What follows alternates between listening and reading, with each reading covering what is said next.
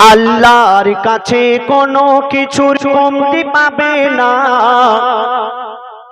আল্লাহর কাছে কোনো কিছুর কমতি পাবে না, ও ভাই কমতি পাবে না। আল্লাহ যারে দেয় তার কোনো দিন ঘাটতি হবে না, আল্লাহ যারে দেয় তার কোনো দিন ঘাটতি হবে না। রাসূল আল্লাহ বলে কেউ পরের দেখে হিংসা করো না, রাসূল আল্লাহ বলে কেউ পরের দেখে হিংসা করো না। কেন? হিংসার আগুনে যে জ্বলে সে শান্তি পাবে না, হিংসার আগুনে যে জ্বলে সে শান্তি পাবে না। আল্লাহর কাছে কোনো কিছুর কমতি পাবে না, আল্লাহর কাছে কোনো কিছুর কমতি পাবে না, ও ভাই কমতি পাবে না। আল্লাহ যারে দেয় তার কোনো দিন ঘাটতি হবে না, আল্লাহ যারে দেয় তার কোনো দিন ঘাটতি হবে না। তারপরে শুনুন, যার তাকদীরে যতটুকু লিখে রেখেছেন আল্লাহ পাক সেই ব্যক্তি হার হালাতেই পেয়ে যাবে। আমরা যতই তাকে ক্ষতি করার চেষ্টা করি না কেন, কোনো দিন আমরা পারবো না। কেন? তার ভাগ্য স্বয়ং আল্লাহ পাক লিখে রেখেছেন। তো বলছে শুনুন, যার তাকদীরে যা লেখা আছে, যার তাকদীরে যা লেখা আছে হবে হার হালে, যার তাকদীরে যা লেখা আছে হবে হার হালে। হারায় কেহ পায় কেহ কেউ কিছুর বদলে, হারায় কেহ পায় কেহ কেউ কিছুর বদলে। কেউ অল্পতে হয় খুশি, কেহ বেশি বেশি চায়। আমাদের মধ্যে অনেক মানুষ আছে আল্লাহ পাক সামান্য কিছু দিলে তাতেই আল্লাহ শুকরিয়া আদায় করে, আবার অনেকে আছে যতই তাকে দেয় না কেন কম পড়ে যায়, আরো দাও আল্লাহ আরো দাও করে। তো বলছে শুনো, কেউ অল্পতে হয় খুশি, কেউ বেশি বেশি চায়, কেউ অল্পতে হয় খুশি, কেউ বেশি বেশি চায়। কেউ প্রতিবেশীর সুখ দেখে ওই করে গোহায় হায়, কেউ প্রতিবেশীর সুখ দেখে ওই করে গোহায় হায়। ওই সাগর বলে ঢেউকে কেহ গুনতে যেও না, ওই সাগর বলে ঢেউকে কেহ গুনতে যেও না। আর বলছে সময় আমায় কেহ ধরতে চেও না, আর বলছে সময় আমায় কেহ ধরতে চেও না। মুমিন শোনো না, মরণ সবার হবে ঘনিষ্ঠ, ওই আখিরাতের পুঁজি সবাই নাও করে সঞ্চয়। মুমিন শোনো না। আল্লাহ পাক আমাদের উপরে 5 ওয়াক্তের নামাজকে ফরজ করেছেন। কি ভাই 5 ওয়াক্তের নামাজ ফরজ? তো আল্লাহ পাক আমাদের উপরে 5 ওয়াক্তের নামাজ ফরজ করেছেন। আমরা মুসলমান প্রত্যেকেই জানি। মসজিদে আজান হচ্ছে, মুয়াজ্জিন সাহেব ডাকছে হাইয়া আলাস সালাহ হাইয়া আলাল ফালাহ, নামাজের জন্য এসো। নামাজ হলো উত্তম। আমরা শুনছি কান দিয়ে, ও কান দিয়ে বের করে দিচ্ছি। আমরা নামাজ পড়তে যাচ্ছি না। তো যারা বেনামাজি তাদের উদ্দেশ্য করে আমার দয়ার রাসূল কি বলছেন শুনুন। বলে দয়ার নবী মিলবে সবই, বলে দয়ার নবী মিলবে সবই নামাজ ও সিজদায়, বলে দয়ার নবী মিলবে সবই নামাজ ও সিজদায়। নামাজ হলো জান্নাতের চাবি, কোরআন বলে দেয়। নামাজ হলো জান্নাতের চাবি, কোরআন বলে দেয়। আর এই নামাজে বালা বিপদ, এই নামাজে বালা বিপদ দূরে চলে যায়।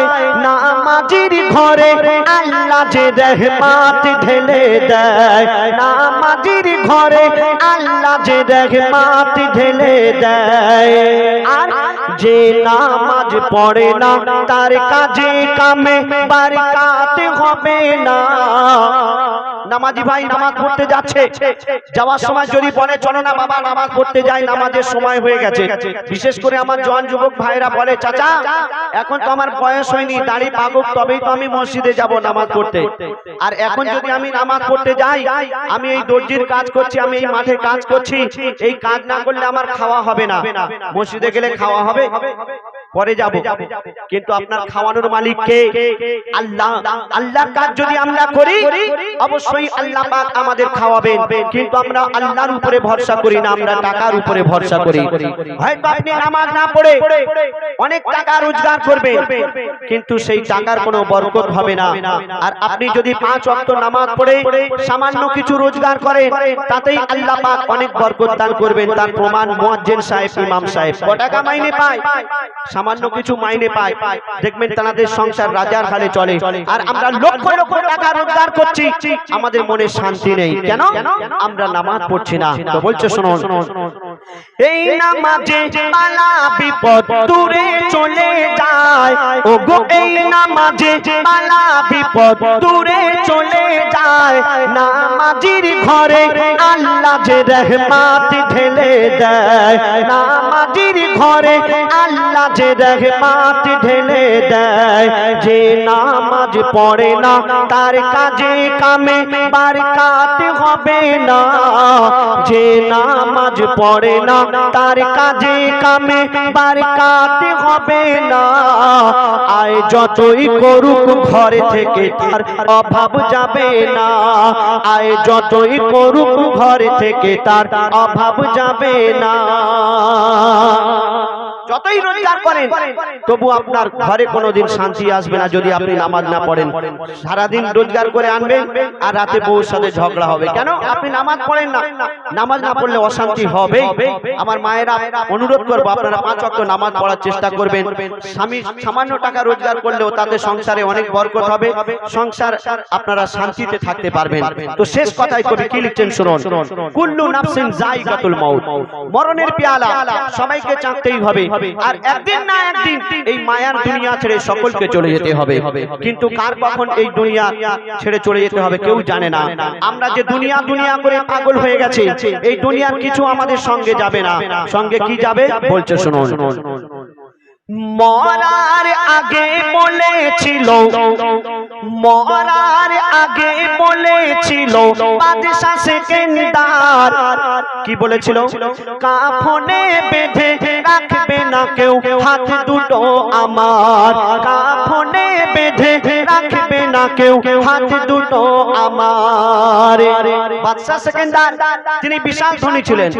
আপনারা হয়তো কিতাবের মধ্যে পড়েছেন, পূর্ব থেকে পশ্চিম তার রাজত্ব ছিল। আর সেই বাদশা সেকেন্দার মারা যাবার আগে তার প্রজাদের ডেকে বলছেন, মরার আগে বলেছিল বাদশা সেকেন্দার, মরার আগে বলেছিল বাদশা সেকেন্দার, কাফনে বেঁধে রাখবে না কেউ হাত দুটো আমার, কাফনে বেঁধে রাখবে না কেউ হাত দুটো আমার। কেন? মোর জানাজা যখন যাবে, ও গো মোর জানাজা যখন যাবে, সবাই দেখতে যেন পায় এই খালি হাতে বাদশা সেকেন্দার চলে যায়, এই খালি হাতে বাদশা সেকেন্দার চলে যায়। কবি ইয়াসিন বলে কেউ কিছুই নিয়ে যেতে পারে না, কবি ইয়াসিন বলে কেউ কিছুই নিয়ে যেতে পারে না, কয়েক টুকরো কাফন ছাড়া তুমি কিছুই পাবে না, কয়েক টুকরো কাফন ছাড়া তুমি কিছুই পাবে না।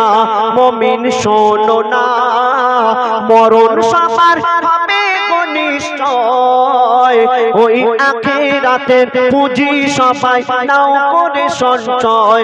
মুমিন শোনো না। আসসালামু আলাইকুম।